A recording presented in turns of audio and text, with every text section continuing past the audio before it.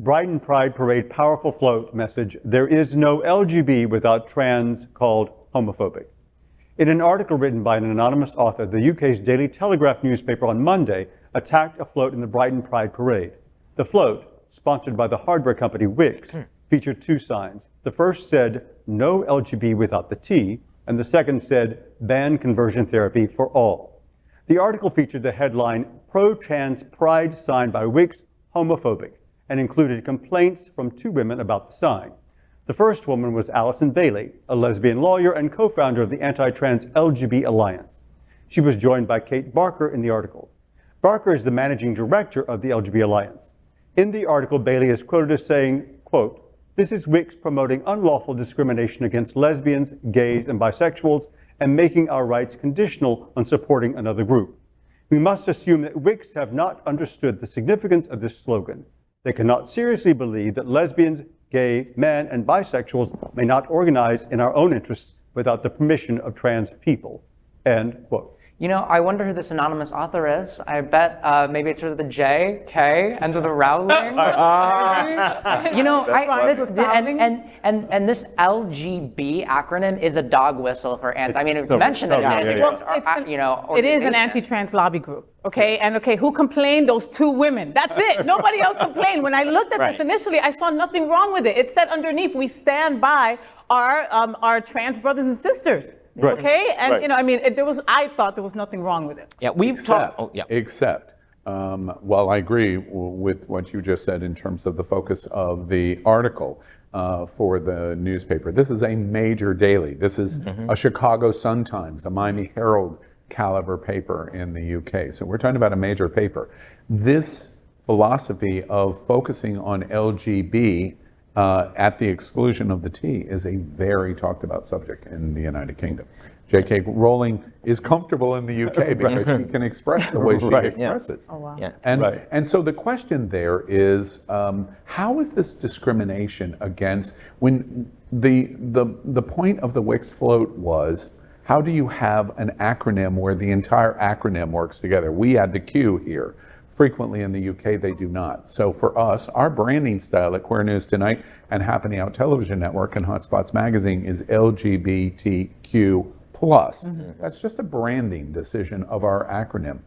The point here is, in that sign that you're looking at on the float, is how do you have LGBT in the UK without the T included? How can you have an entire community without one of the acronyms? That's what the challenge is. It's very specifically exclusionary. I mean, it's so pointed and it's really hateful. But I really thought when I first saw it was that you can't have the LGB without the T. That's all I got from it. That's it. That if it weren't for the T, LGB would not be still standing. That's all I get from there. As a community, I don't see anything negative about it. Absolutely. Just to clarify, I meant the hateful was the LGB Alliance, not the sign. Absolutely. Just to clarify that. Yeah, and again, we need to stop attacking our allies. I said this earlier in the show, and it's even more important on this. And we've discussed abandoning the T on this show, like you said. So before the show, I reached out to my good friend Nick Zantop. He is the deputy director at Trans Inclusive Group, a wonderful organization. He told me, quote, "Equality is never something that needs to be rationed. With so many ongoing attacks against our transgender community here in the US, in the UK, and around the entire world, sowing division and hate has very real consequences that further threaten the lives and well-being of so many people who deserve nothing but joy and opportunity. We're proud to unite with the community, with everyone who believes in the power of coalition and togetherness." And this should be a no-brainer in the LGBTQAI+ community, whatever acronym you want to use. Just make it inclusive. Do we think, to that point, and a very interesting quote, do you think that maybe part of the joke or complaint or hate, could be any of those three boxes, of the acronym growing the numbers of letters in our community might come from people that go, I want to be exclusionary. I don't want to add this or this or this. I want it to be LGB. Or I want it to be GLB. Well, again, we see the use of LGB outside of this organization. We see that as a dog whistle for specifically anti-trans people. When the sort of commonplace acronym is LGBT, and you are intentionally excluding that T, you're sending a message there when you do that. When I was at college at Ball State, and this was back in the early 1990s, we had the Lesbian-Gay Alliance, and at that time, there was a push to include bisexuals into it. And oh my God, there was an uproar, not from the rest of the campus, but from at the time, the LG Alliance. Yeah. Like, we can't cannibalize ourselves because our group, because we'll just end up cannibalizing ourselves. And I think it goes without saying that the people who have done the most to forward the LGBT civil rights movement are trans women of color. So to exclude trans women in particular from this greater dialogue, it's extremely detrimental. You know, I read an editorial just in the last couple of weeks that said and I find myself beginning to espouse it frequently. And it basically says that if with the attack we're facing the greatest attack that certainly in your lifetime, no one has seen in your lifetime the amount of attack that has happened in 22. 21 was bad. 22, never before.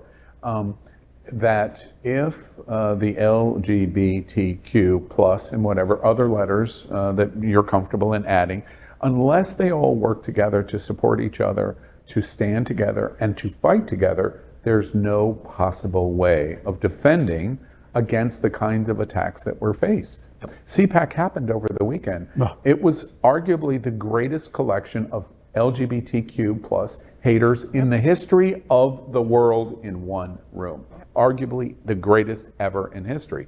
There's no way we can defeat that. And 8, 9, and 10 o'clock blocks at Fox News unless the whole community comes together. And so the issue is, of the editorial, are we going to do that? And their conclusion was, we're not.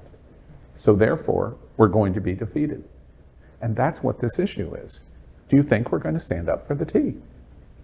We have to. We have to, We have to. We're very clear here at this table that we would. Now, would everybody do so? Maybe not. Old white people, old white cis men probably are like, no, I don't want to learn any more letters. I don't want to add any more letters to this acronym. I know people who are young, not cis, whatever, who say, oh, it's enough for the letters. I can't deal with it anymore. I'm like, well, you're not just willing to deal with it and grow and expand. I mean, it's evolve. It's a problem. And when we have these attacks, and let's be real, a lot of these attacks against the LGBT community, especially in the state of Florida, are very, very, very targeted at the trans community. I mean, if you look at the quote, "Don't say gay" law, that is, if you look at the examples that they cite, the holding up the genderbread man, talking about gender ideology, this is anti-trans legislation more than anything else. And these attacks, when we see them trying to legislate trans youth out of existence, trying to ban gender affirming care from minors, we need to be able to stand up for the trans community. I just want to draw, we're going to move on, but I just want to draw a conclusion to the story that I talked about the strip club with Fay. They had no problem with Al. I am privileged white guy in LGBT. I'm privileged white gay guy. I first off, even if I cared, I would be passable of not being gay. So therefore, whoop, there's the card right there, period. End of conversation. But even if I do pull out the gay card, I'm still privileged white gay guy. I go into our own community space and she can't come with me. And the trans person, especially next to me, oh my God, can't come into that space. But Al, you're welcome. That's in our own community. That's not Ron DeSantis in the Capitol, in the governor's mansion, which of course it would be there too. But that's not him. That's us. And that's what was so offensive about that moment. That's why I could have turned Fay, literally, there was nothing Fay could do. There was nothing Shay could do. Nothing. We please don't even speak to us because you can't. I take it to owner of going, no, wait just a minute. And you better make sure you come to the right conclusion or you're going to regret it. Because white, privileged, gay guy is going to completely take you on. Surrender. That's how she gets in. That's how she gets in. But that's in our own community. How do we win this fight if it requires that kind of commitment to go to the mat? In Wilton Manors. In Wilton Manors. Well, we're not talking about any particular place. Because it's a great business. We love the business. We love it. But that's where we're at. LGBTQ plus news is vital for our community and for the broader world as a whole. We have enough enemies at Fox News. Tucker, Sean, and Laura are loud.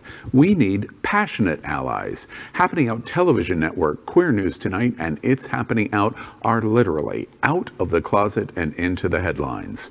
Our community needs your support. Like this broadcast and subscribe now to ensure the growth of the entire LGBTQ plus community.